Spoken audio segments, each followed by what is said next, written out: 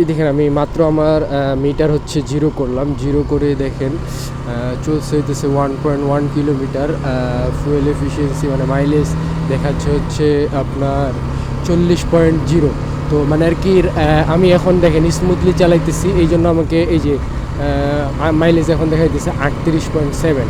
তো smoothly চালাইতেছি, mileage এরকম দিতেছে। মনে করেন আমি যদি আবার একটু টানাটানি করি তাহলে মাইলেজটা কমে যাবে, দেখবেন আপনি। আমি টানাটানি যদি একটু করে দেখেন,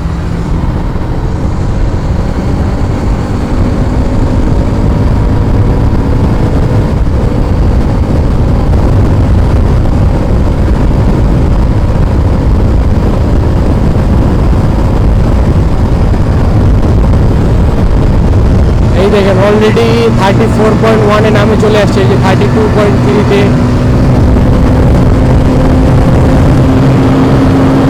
30.9, 29.1, 27.4,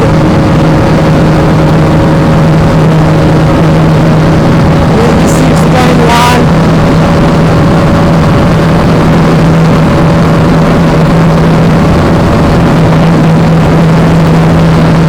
24.6।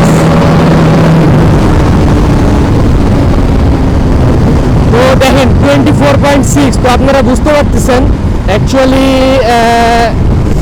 মানে আর কি মানে রাইডের উপরে পুরোটা ডিপেন্ড করে, বুঝছেন। আপনাদেরকে আমি এর আগেও আমার ফার্স্ট ইমপ্রেশন ভিডিওতে বলছিলাম, ট্রিপে 0 করছিলাম, 0 করে বাসা থেকে বের হয়েছি, বের হয়ে একটু টান টুন দিয়ে দেখাইলাম যে 24 পর্যন্ত নামে। কেন নামে, কেন নামে আপনাকে এটা বুঝতে হবে। আপনি যদি শুধু বলেন যে কারিজমার মাইলেজ ভালো না, মাইলেজ ভালো না, হ্যাঁ যেভাবে রাইড করবো, যে আপনাদেরকে দেখালাম, আমি যদি মনে করেন টানাটানি করতেছি, সেই ক্ষেত্রে আমার মাইলেজ 24ও নামতে পারে, হ্যাঁ।